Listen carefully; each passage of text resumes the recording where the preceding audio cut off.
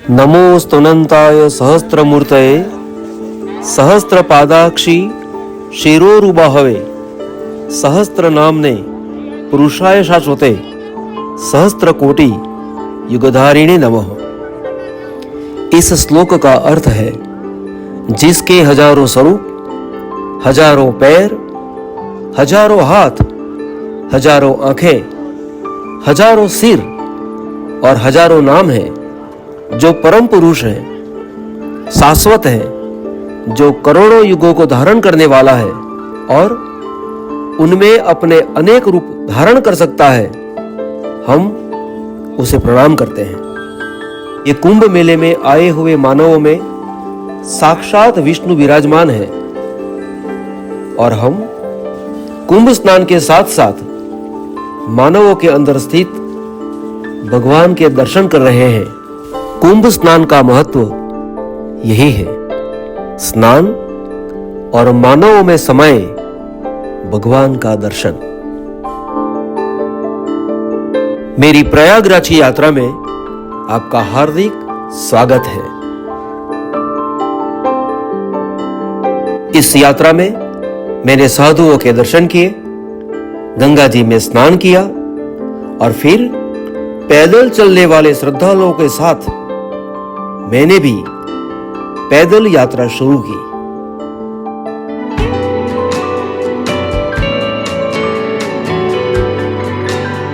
मेरी यात्रा की शुरुआत हुई अहमदाबाद के इंटरनेशनल एयरपोर्ट से। અમે જઈ રહ્યા છીએ પ્રયાગરાજ। જુદી જુદી ટિકિટના ભાવ અમે આપ્યા છે।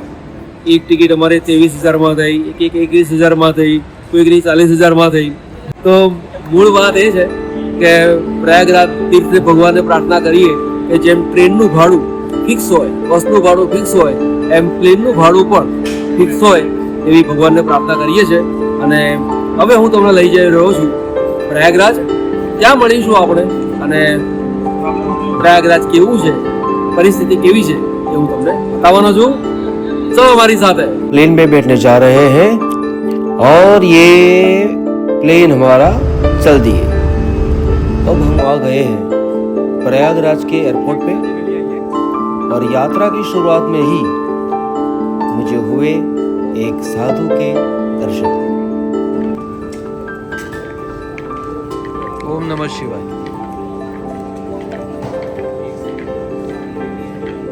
कुंभ मेले को ध्यान में रखते हुए समुद्र मंथन की बात कहता हुआ एक बड़ा सा पोस्टर जो ऑरेंज कलर में है, वो आप देखिए।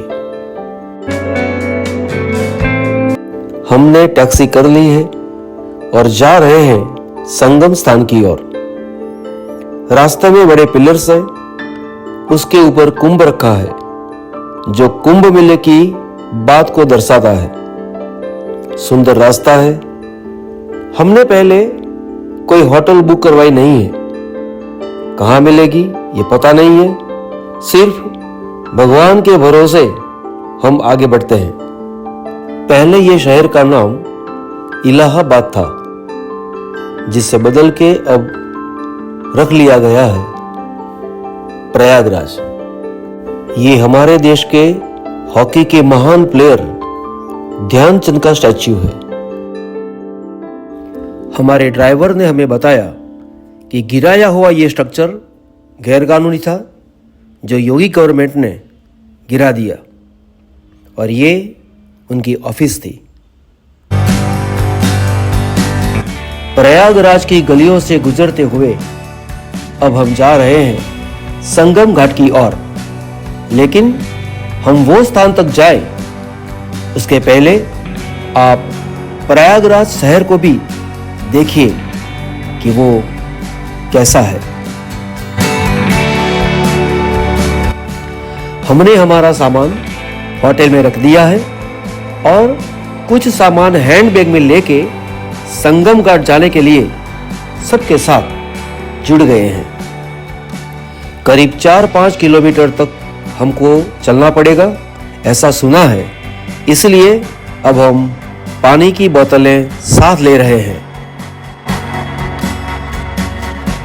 ચાલવાની બહુ જ મજા આવે છે અને જઈ રહ્યા છીએ અમે ત્રિવેણી સંગમ નાહવા માટે.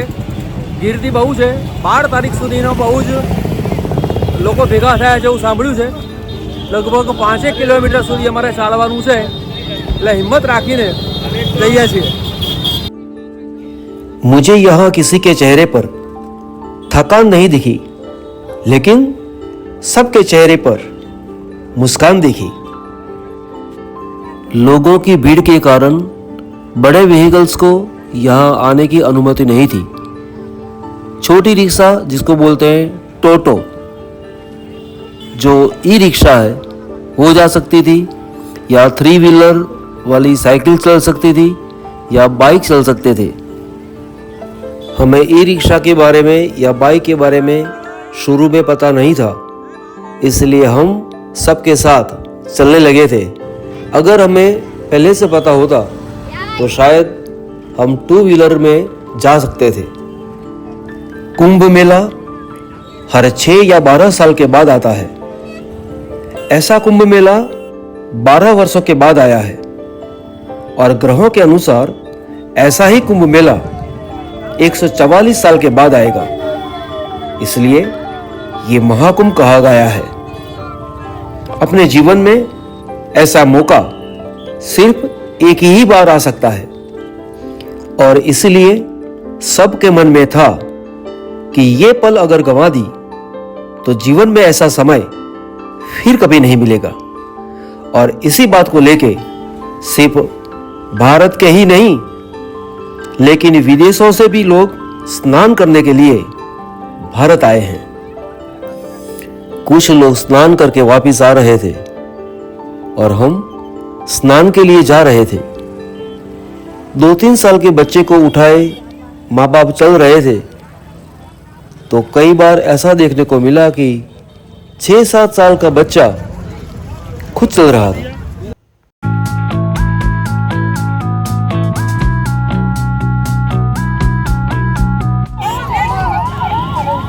2 કલાકથી ચાલુ છું, હજી ત્રિવેણી સંગમ આવ્યો નથી. આ બાજુ જે જવાનો જે રસ્તો છે એ ભીડભાડવાળો થઈ ગયો છે, એટલે રસ્તો બદલ્યો છે. અને મજા તો આવે જ છે.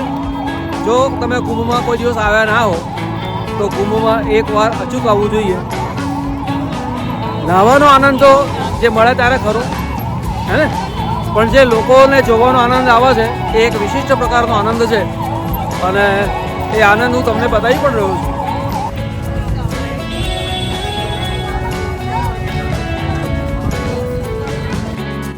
हमारे देश में 4 स्थानों पे कुंभ मेले का आयोजन होता है. प्रथम प्रयागराज, जो गंगा, जमुना और सरस्वती के त्रिवेणी संगम पर है. दूसरा हरिद्वार में, जो गंगा के किनारे है.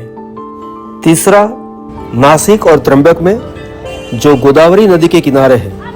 और चौथा उज्जैन में, जो क्षिप्रा नदी के किनारे है.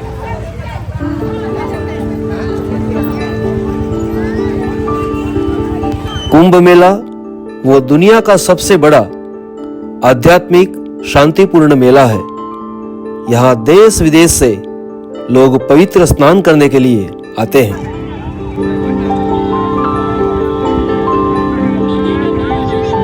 कहा जाता है कि कुंभ मेले का प्रथम आयोजन ब्रिटिशरों के समय में 1870 में हुआ था.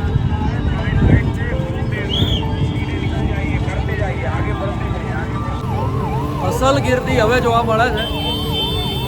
ગ્રુપની અંદર એકબીજાનો હાથ પકડ્યા સિવાય આગળ જઈ શકાય નહીં એવું કહેવાય. જો જવું હોય તો આ રીતે જ જવું પડે, કાં તો અહીંયા ઘણા લોકો એકબીજાની સાથે હાથમાં દોરી પકડીને જાય છે, કાં તો દોરી બાંધીને જાય છે. પણ એક વાત તો ચોક્કસ કહું છું કે કુંભમાં એકવાર આવવું તો જોઈએ. ભલે ત્રિવેણી સંગમમાં તમને નાહવા ના મળે, આપણે ગંગાજીમાં નાહવા મળે તો એ બહુ થઈ ગયું, યમુનાજીમાં નાહવા મળે તો એ બહુ થઈ ગયું. અહીંયા જે લોકોનું મહેરામણ છે અદ્ભુત છે. अब हम यहाँ से आगे त्रिवेणी संगम पर नहीं जा सकते हैं, क्योंकि पुलिस ने हमें इन्फॉर्म किया है कि आगे भीड़ बहुत हो गई है, इसलिए हम सब लोगों को दूसरी ओर मार्ग दिया है। हम सिर्फ वहीं जा सकते हैं, संगम स्थान पर नहीं। हमारी मजबूरी थी, हम कर भी क्या सकते थे। कहीं बोर्ड लगा हुआ नहीं था, इसलिए हम ऐसे ही जा रहे थे जहां सब लोग जा रहे थे। थकान बहुत हो गई थी, कहीं ठीक से बैठने की जगह भी नहीं मिली थी। दोपहर का समय था, गर्मी बढ़ रही थी। बस एक ही आश थी कि कब स्नान करने का मौका मिले।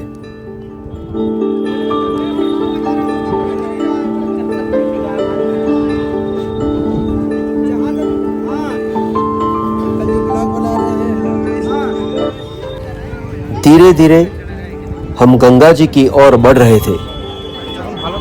स्नान का स्थान अब नजदीक ही था। मेले के कारण दुकानें लगी थी, हर प्रकार की दुकानें थी।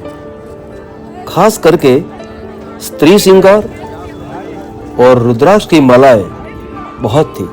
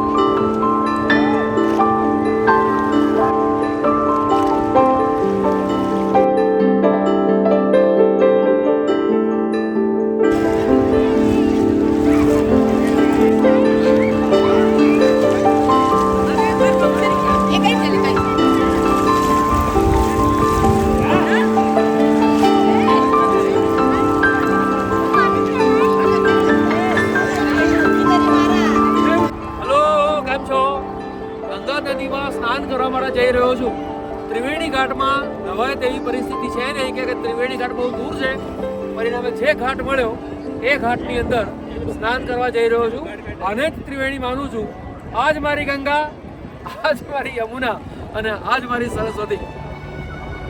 દર્શકો, તમારા વતી પણ હું ડૂબકી લગાવું છું। ભગવાન તમારું કલ્યાણ કરે।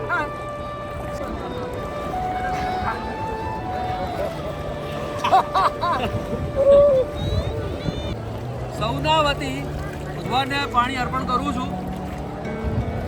કુટુંબના તમામ સભ્યો તરફથી ભગવાનને જળ ચડાવું છું અને એમના તરફથી ડૂબકી મારું છું। સમસ્ત વિશ્વના જીવો વતી ડૂબકી। હા હા ભેણ। સમસ્ત વિશ્વના પિતૃઓ વતી લાલા મુના જય પિતૃઓ। जब हम स्नान कर रहे थे तो दूर एक बहुत ही दुखद घटना घटी। कोई लड़का डूब गया था। सामने देखो, बहुत लोग इकट्ठे हो गए हैं। मेरे मन को बहुत दुख पहुंचा। उसको किनारे ले जा रहा था, पता नहीं उसका क्या हुआ। शायद उसको हॉस्पिटल ले गए थे। कई लोग तिलक लगवा रहे थे, मैंने भी लगवाया। मैंने दूसरे दिन संगम घाट पे स्नान किया था और अखाड़ों में जाके साधुओं के दर्शन किए थे। वो भी मैं इस वीडियो में आपको दिखाने वाला हूं। लेकिन आज की सभी बातें अभी आप मेरे साथ देखिए। यहाँ कई जगहों पे तंबू लगे हैं, वो कैसे दिखते हैं वो मैं दिखा रहा हूँ। कुछ बिल्कुल खाली है तो कुछ में लोग रहते हैं, और जिनमें लोग रहते हैं वो तंबू अंदर से कैसा दिखता है वो आप देखिए।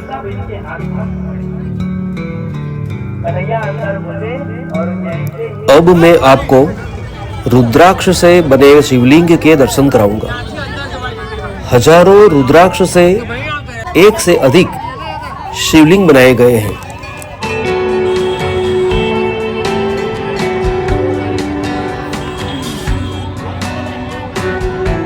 त्रिशूलों की हार माला के ऊपर रुद्राक्ष की मालाएं पहनाई गई है।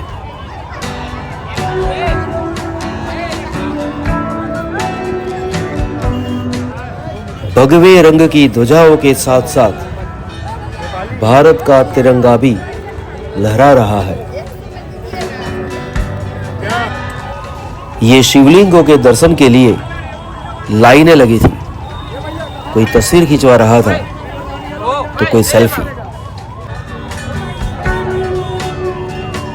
सबके मन में उत्साह और आनंद इतना भरा हुआ था कि शरीर में थकान का अनुभव होता ही नहीं था। एक तरफ घंटारों बज रहा था तो दूसरी तरफ व्यवस्था करने के लिए पुलिस की गाड़ी की सायरन।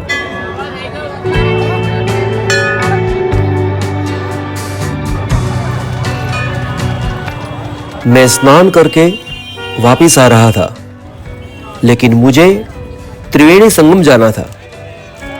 पहले रास्ता बंद था, लेकिन शाम 6:30 बजे वो रास्ता खुल गया और मैं जाने लगा त्रिवेणी घाट की ओर।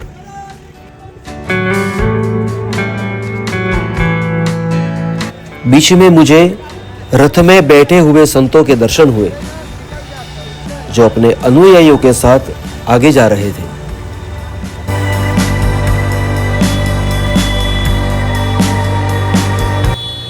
कुछ संत चल के जा रहे थे और उनकी जय बुलाते हुए उनके भक्त उनके पीछे चल रहे थे। भीड़ तो बहुत थी, लेकिन चलना इतना मुश्किल नहीं था।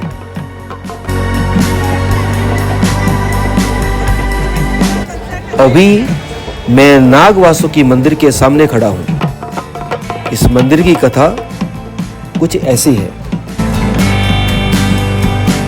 समुद्र मंथन के लिए मेरू पर्वत को लिया गया और उसे वासुकी नाग की रस्सी बनाकर लपेटा गया और उससे घुमाया गया।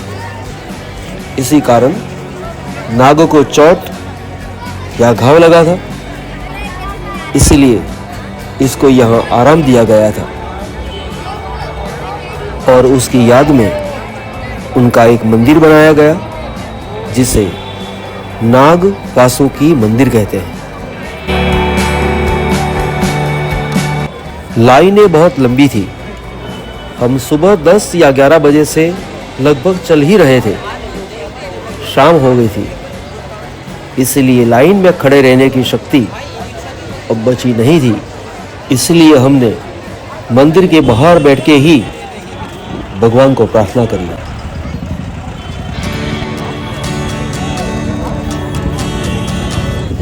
कल हम त्रिवेणी घाट पे नहीं जा सके थे, लेकिन हमें त्रिवेणी संगम पे जाना ही था और साधुओं के दर्शन भी करने थे। इसलिए आज सुबह हम 3 बजे जग गए और करीब 3:30 बजे त्रिवेणी घाट की ओर चलने लगे। हमने सोचा था कि सुबह में कम लोग होंगे, इसलिए स्नान सरलता से होगा, लेकिन यहां देखा तो मानवों का सैलाब था। हम यहां बाइक पे 2-2 की सवारी में आ गए थे। इससे आगे सिर्फ चलना ही था। हमारा लक्ष्य यह था कि पुलिस के बैरिकेड लग जाए, उससे पहले हम जल्दी पहुंच जाए। इसलिए हम कुछ जल्दी ही चल रहे थे। सुबह का वक्त था, थकान थी ही नहीं, मन में उत्साह था और लोग जय जयकार बुलाते हुए आगे बढ़ रहे थे।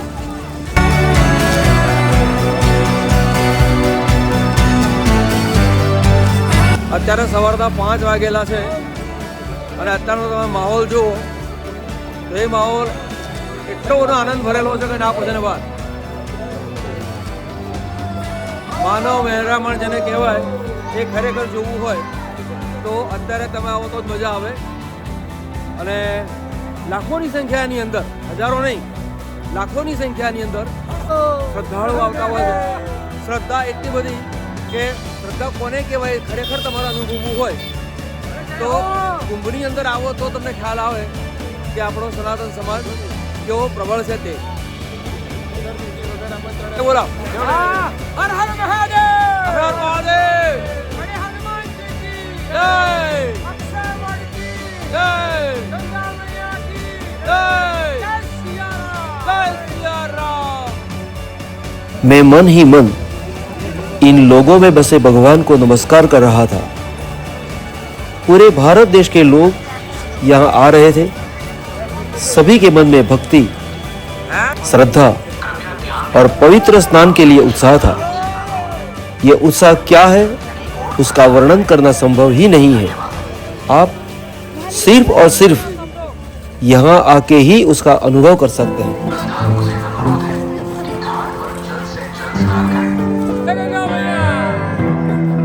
हर हर महादेव, हनुमान जी की, गंगा मैया की, अक्षय वट की. आप देख सकते हैं कि यहाँ कितनी भीड़ है. अगर कोई अव्यवस्था हो जाए तो फिर उसको नियंत्रित करना असंभव सा हो जाता है. और ऐसी ही एक अव्यवस्था के कारण कुछ लोगों की दुखद मृत्यु हो गई थी कुछ ही दिन पहले. आजादी के बाद प्रथम कुंभ मेले में कई लोगों की जान चली गई थी. फिर भी इस बात से डर के कभी भी कुंभ मेले में आना बंद आज तक नहीं हुआ है.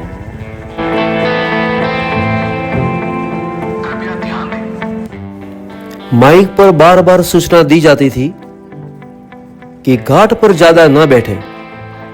संगम घाट पर भीड़ बढ़ रही है. स्नान करते ही आप घाट को छोड़ दीजिए.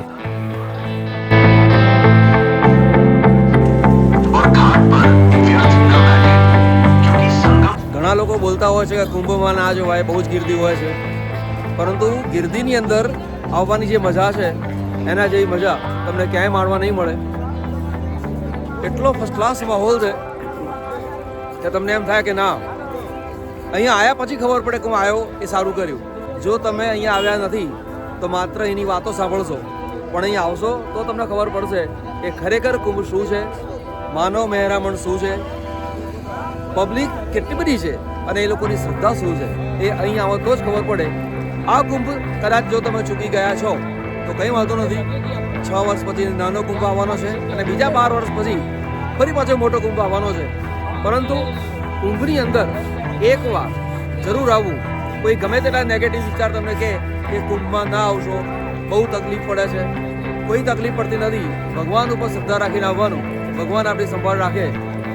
ત્રિવેણી સંગમ જે સ્થાન છે એ તીર્થ સ્થાન છે. એ તીર્થ સ્થાન આપણા સૌની રક્ષા કરે.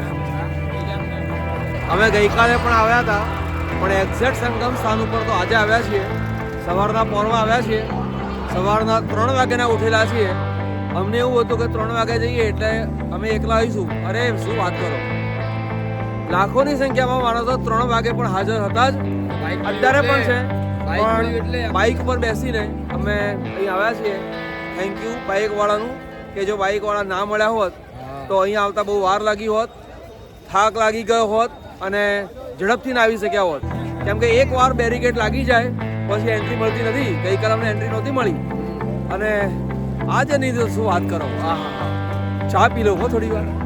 ઠંડી કેટલી છે ખબર ના પડે તો મોઢામાંથી નીકળે છે વરાળો ખબર પડે, પણ અત્યારે તો આવું છે. हम संगम घाट के अंदर की तरफ आ चुके थे, इसलिए मानसिक राहत हो गई थी कि अब संगम घाट पे स्नान होगा. हमने चाय नाश्ता कर लिया. आजू बाजू कुछ लोग कुछ पका रहे थे. कोई दातून कर रहा था, कोई मालाएं खरीद रहा था, तो कोई मछलियों को चारा डालने के लिए मुरमुरे खरीद रहे थे। हम सब आ चुके थे संगम घाट पे। ये त्रिवेणी संगम नहीं है। त्रिवेणी संगम जाने के लिए बोट में जाना पड़ता है और आज बोट बंद थी, इसलिए हमने यहीं स्नान करना उचित समझा। सुबह का वक्त, ठंड की ऋतु और गंगा जी का ठंडा पानी, लेकिन इस बात को मन में न लाते हुए सभी पवित्र स्नान कर रहे थे। कोई गंगा जी की आरती उतारता था, तो कोई फूलों को गंगा जी में अर्पण कर रहा था। हर व्यक्ति अपनी श्रद्धा के अनुसार गंगा जी को कुछ न कुछ अर्पण कर रहा था। છેવટે સ્નાન અમારું પૂરું થઈ ગયું છે અને હવે સાધુ સંતોના દર્શન કરવા માટે જઈ રહ્યા છીએ। બહુ જ સારી રીતે સ્નાન થયું છે। જરા લાગ્યું કે મુશ્કેલી છે, પણ સવારે વહેલા ઉઠ્યા, 3 વાગે ઉઠ્યા, એના કારણે અમે સરળતાથી અમારું કામ પૂરું કરી શક્યું।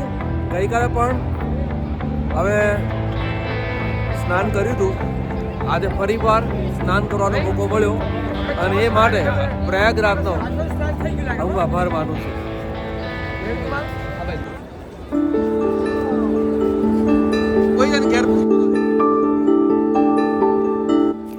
ये भीड़ देखिए, हजारों लोग यहाँ एक साथ उपस्थित हैं और ये भीड़ सिर्फ इस तट पर है ऐसा नहीं है। ये तो एक घाट है, लेकिन ऐसे तो कई और घाट भी है और हर घाट पे इतनी ही भीड़ है। ऐसी भीड़ को नियंत्रित करना बिल्कुल ही आसान नहीं है।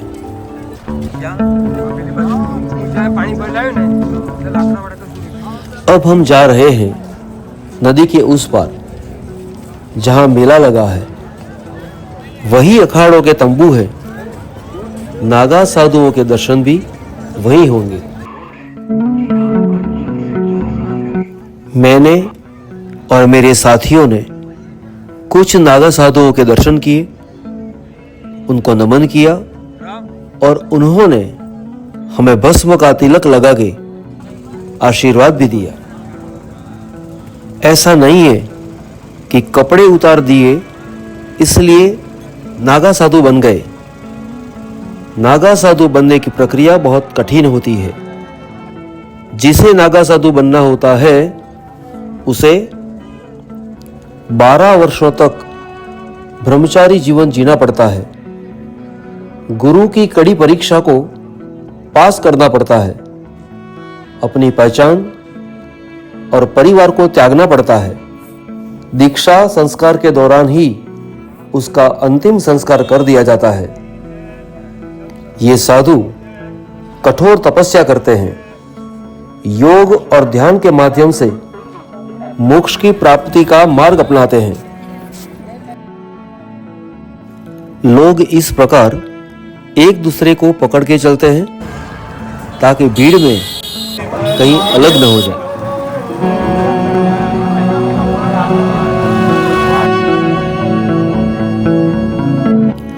ये छोटी बच्ची एक रस्सी पर चलती है, लेकिन उसकी करामत कुछ अलग है। अपने घुटनों को रस्सी के ऊपर रखी थाली में रखा है और पैरों की उंगलियों से धक्का देकर आगे चल रही है।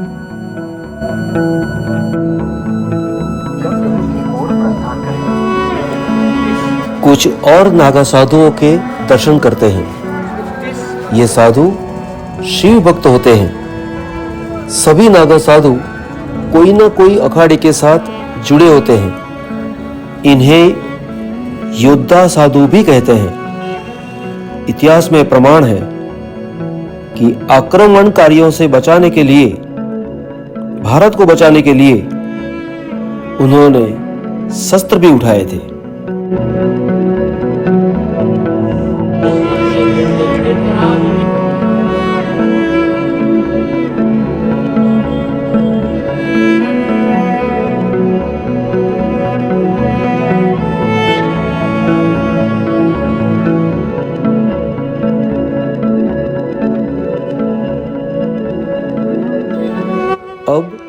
हमें वापस जाना था, लेकिन जिस रास्ते से हम आए थे वो रास्ता बंद कर दिया गया था।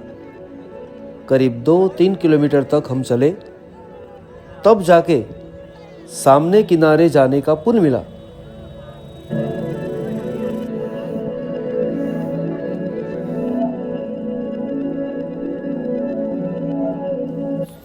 चलते चलते थक गए थे। सुबह से सिर्फ चलते ही थे, कुछ खाया पिया नहीं था। बीच में शायद गन्ने का रस पिया था और कुछ नहीं। प्रयागराज में देखने के लिए अक्षय वट, अकबर का किला और बड़े हनुमान जी का मंदिर और उसके साथ साथ एक जैन मंदिर भी है, उनके दर्शन करने थे। लेकिन वो सामने किनारे था और हम आ गए थे इस किनारे। जब तक हम वहां ना जाए तब तक वो दर्शन नहीं कर सकते थे। और हुआ भी ऐसा कि हम इनका दर्शन नहीं कर सके। लेकिन आप अगर वहां जाए तो इनका दर्शन जरूर करें। चलते चलते हम थक गए थे, इसलिए सोच रहे थे कि कोई शॉर्टकट मिल जाए। और किसी ने हमको बताया कि ये गली से आप निकल जाओ तो रास्ता थोड़ा शॉर्ट पड़ेगा। इसलिए हम प्रयागराज की एक गली से गुजर रहे हैं।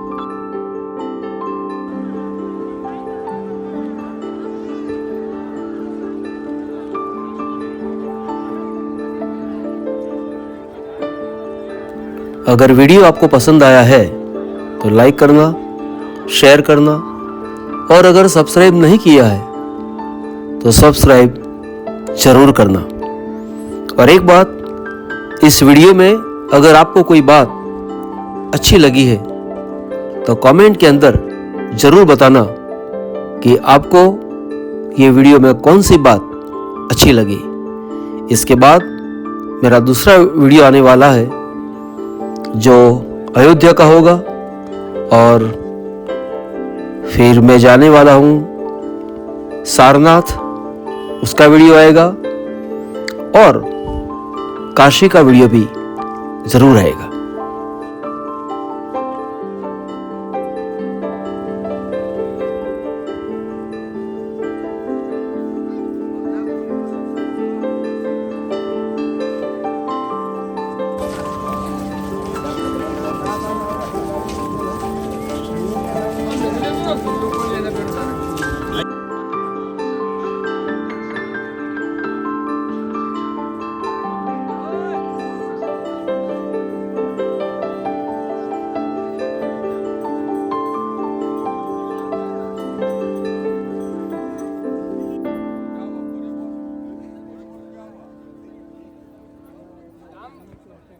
की बात नहीं है, इससे ज्यादा